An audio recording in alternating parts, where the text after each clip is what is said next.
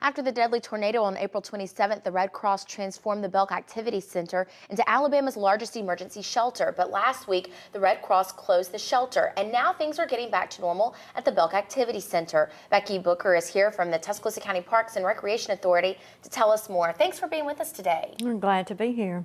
So tell us how things are getting back to normal. Well, like you said, we were the largest and the longest running shelter in the state. That's so right. We were really proud that to have the Belk Center to offer to the Red Cross.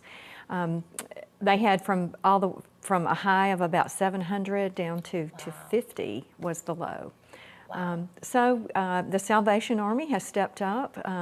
They are building a new facility in town, and until that facility is ready, the folks that were still at the Belk Center were transported to another shelter in Anniston. Oh, and really? Then when the shelter here in town is ready, then these folks will have the option to return to Tuscaloosa if they'd like to. But we have doing a sprucing up and cleaning up and getting back to normal with the Belk Center, and we are operating our normal activity, our normal hours, so folks can go back in and work out, play a little basketball. That was a big thing that had to be relocated, but so basketball is back. The Bowers Pool, which is right next door, is in full swing. It is crowded with swimmers.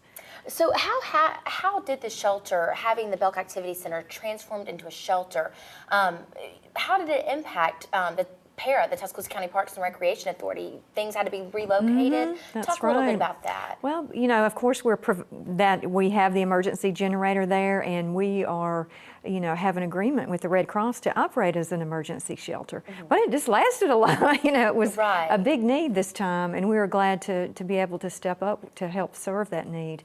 But we normally have day camp that operated there, one of the larger day camps. And was that relocated or rescheduled? We relocated to some of our other, we have day camp at most all of our centers. So we had just, you know, larger classes, so to speak, at the other centers.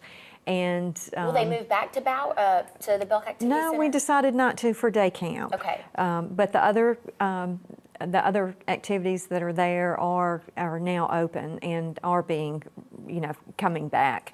Like I mentioned, the basketball. If you scheduled a business meeting or family reunion, you know, that type of thing, those things had to be either canceled or rescheduled, you know, in another location as well. So we had to refund a lot of money, you know, for people that were not able to do their event. So.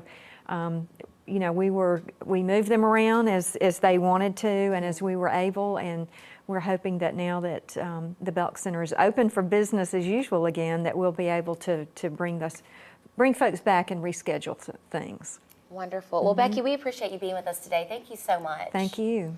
And you can find out more about what's going on at the Belk Activity Center and PARA's other facilities online at tcpara.org or by calling 205-562-3220.